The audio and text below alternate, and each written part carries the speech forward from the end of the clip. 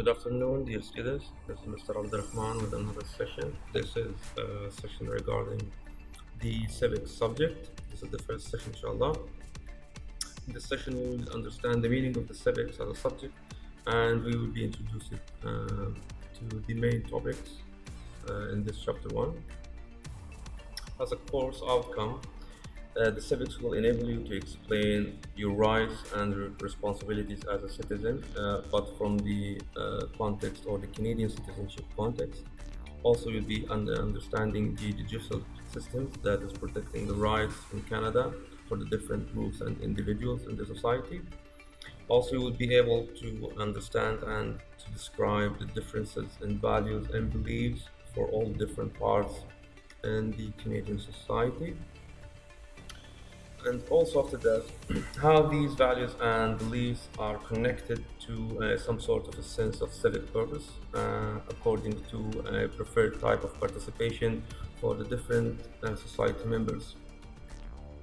Also, as a course outcome for the civics, you will demonstrate your ability to understand the various ways for the Canadian government when they are making decisions regarding different conflicts, and when they're trying to solve these conflicts in a matter of civic importance.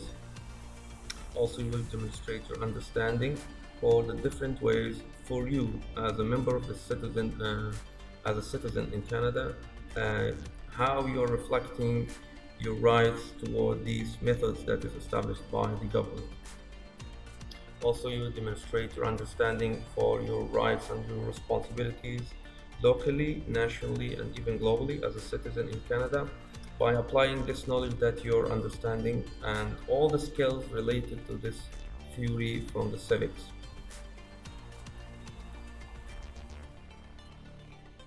First, we'll talk about the civics as a concept. What is civics?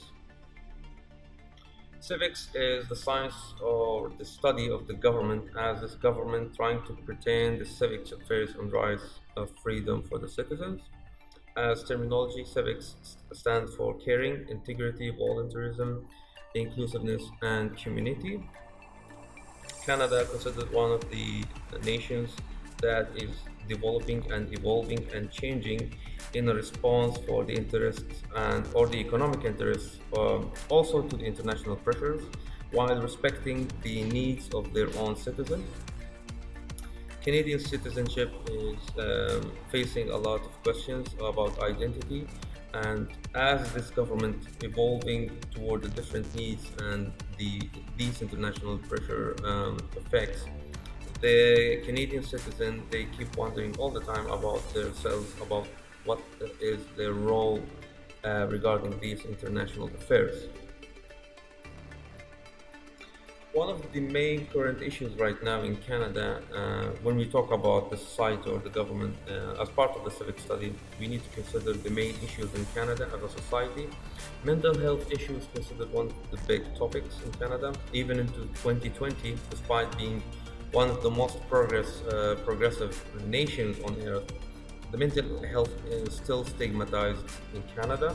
Actually, with a ratio of 1 to 5, each one of five they having or suffering from mental illness issue in Canada.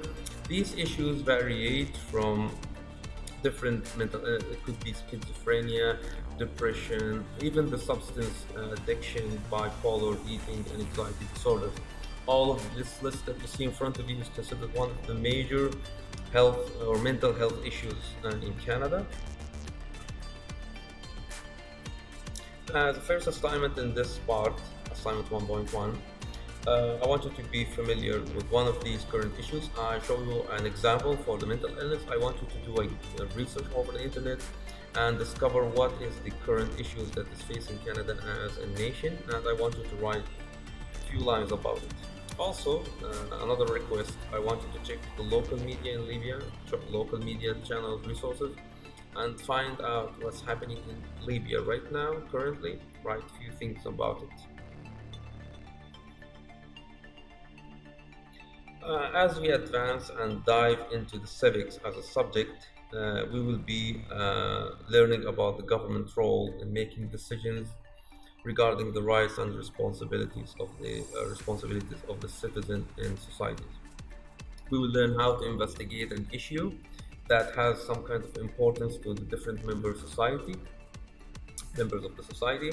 And by the end of the course, you should be able to have a very good understanding of the different means that is involving being a responsible Canadian citizen, locally, internationally, at all the different levels.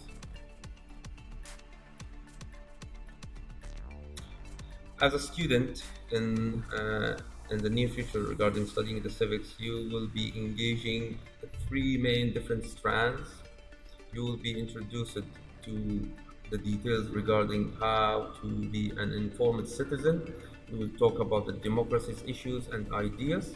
Also, we will look to the democracy from the Canadian context by introducing the purposeful citizenship. And the last and the third strand is going to be how to be active citizen in Canada. We will introduce the global perspective for the democracy. The first practice that I asked you to do in the first class, actually, we talked about to imagine some scenario. We said that the government and the citizens, they have an important role to play toward each other. I want you to imagine yourself as a president in your country, and I want you, even if it's an imaginary, you can imagine yourself being elected president in Libya, in Canada, or even a country from your imagination. Give me or make a list of the laws that you will consider to enact for your citizens. Also, I want you to think of your list after making your list.